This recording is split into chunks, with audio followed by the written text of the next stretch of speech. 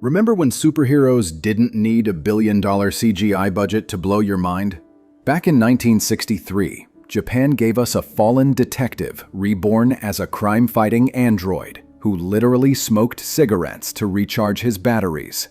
If that sentence didn't make you do a double take, buckle up. We're counting down 10 wild facts about the cyborg superhero who predated RoboCop by 2 decades. Let's kick this off. It is you, Ken. How did you ever find me, son? Number 10.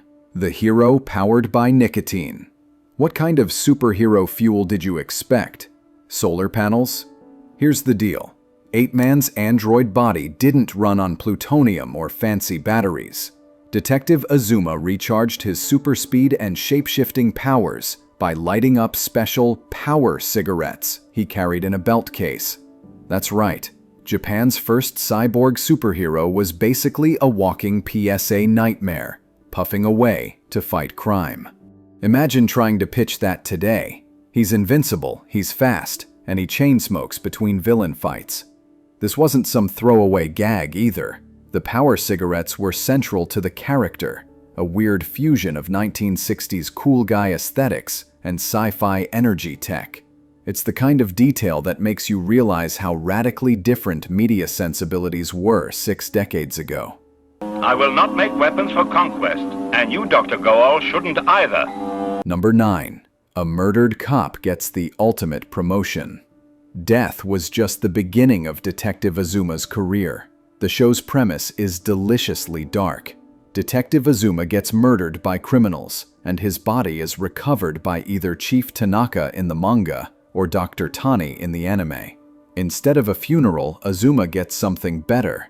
His mind transferred into an armored android body after 7 failed attempts with previous test subjects.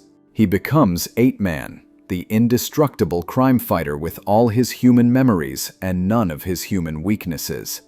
7 failed experiments. Let that sink in.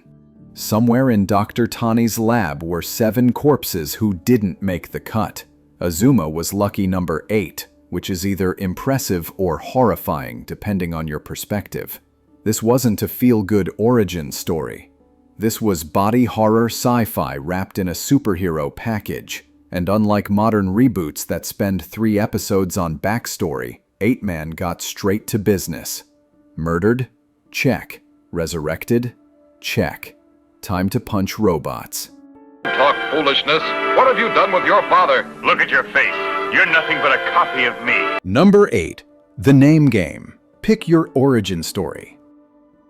Why is he called 8-Man? Great question. The manga couldn't decide either. According to the source material, there are at least 3 competing explanations for the hero's name. Maybe it's because Dr. Tani's 8th attempt at mind transfer finally worked. Or perhaps it references the US military body designation 008 stamped on his android chassis. The third theory, he operates as an unofficial 8th precinct beyond Tokyo's 7 regular police districts. All 3 exist simultaneously in canon, like some kind of narrative Schrodinger's cat. This wasn't sloppy writing. It was ambitious world building that threw multiple ideas at the wall and let readers pick their favorite. Different story arcs emphasized different origins, giving the franchise a weird flexibility. Modern franchises obsess over continuity. 8-Man said, "Why choose?" and moved on to the next villain. Talk sense, Ken. All right. I plan to take my face back from you, robot. Number 7.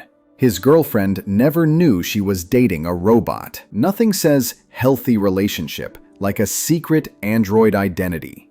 Detective Azuma kept his robotic nature hidden from almost everyone, including his girlfriend Sachiko and his buddy Ichiro. Only Dr. Tani and Police Chief Tanaka knew the truth. So imagine Sachiko's perspective. Her boyfriend survives a murder, comes back with weirdly perfect skin, never ages, and chain smokes constantly. Red flags? Nah, totally normal. This secret identity tension wasn't just for drama, it was existential horror in disguise. Azuma couldn't tell the people closest to him that he was no longer human. every kiss, every conversation was built on a lie. He was literally wearing a mask made of synthetic flesh, pretending to be the man Sachiko loved. And unlike Superman's glasses or Spider-Man's mask, Azuma's disguise was his entire body. The man Sachiko knew was dead. She was dating a very convincing ghost. Ken, why must we fight? After all, we're almost brothers. There's no sense to it. Number 6. Created by a sci-fi writer and manga artist dream team. Before 8-Man, Japan had Astro Boy. After 8-Man, the floodgates opened. Science fiction writer Kazumasa Hirai teamed up with manga artist Jiro Kuwata in 1963 to create what's considered Japan's earliest cyborg superhero. This wasn't just another robot character. 8-Man bridged the gap between Tezuka's innocent Astro Boy and the darker, grittier cyborg heroes that would follow. He predated Kamen Rider, Cyborg 009's anime debut, and basically every Western cyborg by years. Hirai brought the hard sci-fi concepts, Kuwata delivered the visual punch.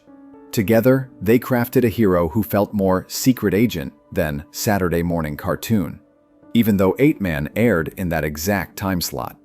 The combination of literary science fiction and dynamic manga art set a template that influenced decades of Japanese superhero media.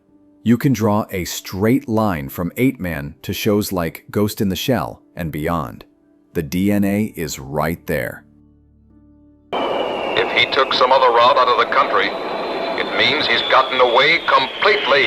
Number 5. The manga artist got arrested mid-story. Plot twist, sometimes the real crime is behind the scenes. During the serialization of the Demon Kozuma story arc, manga artist Jiro Kuwata was imprisoned for illegal possession of a handgun. He couldn't finish the final 16-page installment from his cell, so another artist, Takaharu Kusunoki, had to step in and draw the ending for the magazine version. Kuwata later redrew those pages himself for the collected edition, but imagine being a reader in 1964 and watching the art style suddenly shift in the finale. This wasn't a sabbatical or creative difference. It was a criminal conviction mid-publication. Deadlines don't stop for jail time, apparently. The fact that the publisher scrambled to find a replacement artist and kept the story going is peak manga hustle culture. No delays, no apologies, just, here's a different guy's version of the ending. One more second might have been too late. Well, that's over. Number 4. America got a heavily censored version named Tobor. When 8-Man came to the US in 1965, someone hit the sanitize button hard. ABC Films syndicated the show as 8th Man, sometimes hyped as Fantastic 8th Man. But that was just the start of the changes. 50 of the original 56 episodes were dubbed into English, complete with a brand new intro, animated by Hal Seeger Productions. The main character got renamed Tobor, literally robot spelled backward, because subtlety was dead in 1965. Oh, and all the violence got toned down for delicate Western sensibilities. Tobor. Tobor. Imagine being the executive who greenlit that decision. It's like naming your alien character Neil Alpha and hoping no one figures it out. The censorship wasn't surprising. This was the same era that made American cartoons safer than a padded room. But renaming a cool cyborg detective Tobor felt like adding insult to injury. I'm so scared I can't talk. We're lucky it's gone, whatever it is. Number 3. The manga was a weekly serial grind, 16 pages a week, every week, for years. The original 8-Man manga ran as weekly novella stories in Shukan Shonen magazine, with each installment clocking in at 16 pages, 15 story pages plus a title page. That's the manga equivalent of a treadmill set to please stop. On top of that, Kawada and Hirai cranked out 10 additional one-shot stories for seasonal and holiday specials, each running 30 to 40 pages. This wasn't a side project. It was a full-time creative meat grinder. Weekly serialization is brutal even today, with assistance and digital tools. Back in the 1960s, every page was hand-drawn, hand-inked, and hand-delivered on time, or your career was over. The pace explains why some story arcs feel rushed, and why the Demon Kozuma ending had to be outsourced when Kawada got arrested. It also explains the cigarettes. If anyone needed a power-up habit, it was probably the creators themselves. 16 pages a week would drive anyone to chain smoke. You're caught now, Mr. Ghost. You're always around spoiling things for the black butterflies. I'm tired of it, you hear? Number 2. The original run had 56 episodes plus a farewell special. All good things must end, even if you're an immortal android. The anime aired on Tokyo Broadcasting System from November 1963 to December 1964, totaling 56 episodes plus a special farewell episode titled Goodbye 8-Man. Produced by TCJ, later known as Aiken, the show became a hit, but it wrapped up neatly after just over a year. No cliffhangers, no desperate renewals, just a clean exit with a proper send-off. That farewell special is such a 1960s move. Imagine any modern franchise willingly ending its story and saying goodbye to fans on purpose. Today, every finale is a backdoor pilot for 3 spin-offs in a cinematic universe. But 8-Man got a real conclusion, a rarity even back then. Of course, the franchise didn't stay dead. More on that in a minute. But for a brief moment, 8-Man actually ended. Revolutionary. Funny, we changed course. 300 miles from here, you'll see an island. Number 1. Yokota became Hachiro Azuma after the transfer. The android didn't just get a new body, he got a new name. According to one version of the story, the murdered detective was originally named Yokota, not Azuma. After Dr. Tani successfully transferred Yokota's mind into the android body, the reborn cyborg used his shape-shifting abilities to recreate his old human appearance.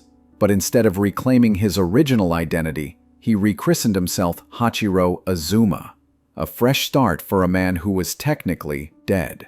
This name change wasn't just symbolic. It was practical. Yokota was a murder victim. Azuma was a new detective who happened to look like him. Ask no questions. It's the kind of cover story that only works in a world where nobody asks for a birth certificate. The fake identity let him keep fighting crime without explaining why a dead cop was back on the beat. It's also a surprisingly poignant detail. Yokota died. Azuma is who emerged from the lab. Same memories, different existence. Even his name admits he's not the same person anymore. Bonus, the franchise became a multimedia juggernaut. 8-Man refused to stay in the 1960s. In the early 1990s, the franchise roared back with a Neo Geo video game by SNK, a widely panned live-action film, 8-Man for All Lonely Nights, and a darker OVA series called 8-Man After, where a new hero named Hazama Itsuru took up the mantle. The video game was cult classic weird. The movie was so bad it's fascinating material. But 8-Man After updated the concept for a grittier, cyberpunk-influenced era, proving the core idea still had legs. Fast forward to the 2000s, a manga sequel called 8-Man Infinity ran from 2005 to 2007 and finally got an English licensing announcement in 2024. Then, in 2020, 8-Man vs. Cyborg 009 dropped as a crossover manga. Because why not? Meanwhile, Mania Entertainment ranked 8-Man 9th in their 10 most iconic anime heroes list, with critic Thomas Zoth calling him the first cyborg, manga, and anime hero who shaped the trajectory of robot protagonists after Astro Boy. The legacy is undeniable. From video games to crossovers to critical recognition, 8-Man outlasted most of his 1960s contemporaries. Not bad for a guy powered by cigarettes. From arrested manga artists to backward-spelled American names, this franchise was never boring. It pioneered the cyborg hero genre, survived multiple revivals, and still gets crossovers 60 years later. Until next time, stay powered up, even if it means lighting up a totally legal, fictional energy cigarette. This is 8 Man, signing off.